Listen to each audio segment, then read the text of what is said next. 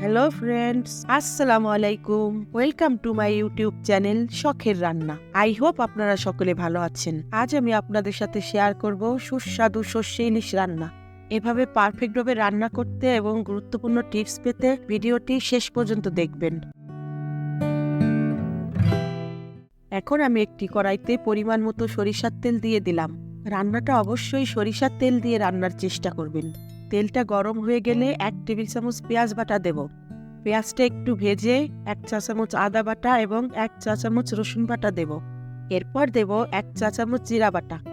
এরপর পরিমাণ মতো লবণ দিয়ে মশলাটা ভালো করে কষিয়ে নেব। মশলাটা হালকা ভাজা হলে 1 চা চামচ মরিচ গুঁড়া আর 1 চা চামচ হলুদ গুঁড়া দেব।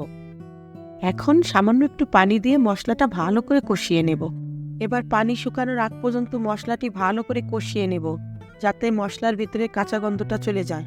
এবার মশলাটা কষিয়ে তেল উপরে উঠে আসলে পরিমাণ মতো পানি দিয়ে দেব। এবার পানি ফুটে উঠলে এক এক করে ইলিশ মাছের টুকরোগুলো দিয়ে দেব। এখানে আমি বড় একটি ইলিশ মাছ নিয়েছি, আপনি চাইলে আপনার প্রয়োজন মতো কম বেশি করে নিতে পারেন।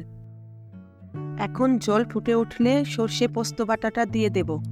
এখানে আমি 1 টেবিল চামচ সরিষা আর 1 চা চামচ পোস্ত আগে থেকে বেটে রেখেছিলাম। পোস্ত বাটাটা অবশ্যই দেওয়ার চেষ্টা করবেন, আর যদি না থাকে স্কিপ করতে পারেন, কিন্তু পোস্তটা দিলে রান্নাটা অনেক সুস্বাদু হয়। এবার আমি কয়েকটি কাঁচামরিচ চিড়ে দিয়ে দেব।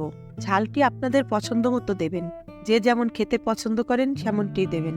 আর হ্যাঁ, গুরুত্বপূর্ণ টিপসটি হলো সরিষা বাটা সবসময় পানি ফুটে উঠলে দেওয়ার চেষ্টা করবেন। তেলের ভিতর সরিষা দিলে ওভার কুকড হয়ে গেলে তিতা হয়ে যায়। এখন ঝোল ঘন হয়ে তেল উপরে উঠে আসলে চুলা থেকে নামিয়ে নেবেন। তৈরি হয়ে গেল আমাদের সুস্বাদু সর্ষে ইলিশ। আমার রেসিপিটি ফলো করে আপনারা বাসায় অবশ্যই ট্রাই করবেন। আশা করি আপনাদের কাছে অনেক ভালো লাগবে। ভিডিওটি ভালো লাগলে অবশ্যই একটি লাইক করবেন এবং এমন আরও অনেক রান্নার ভিডিও পেতে আমার চ্যানেলটি অবশ্যই সাবস্ক্রাইব করবেন। আল্লাহ হাফেজ।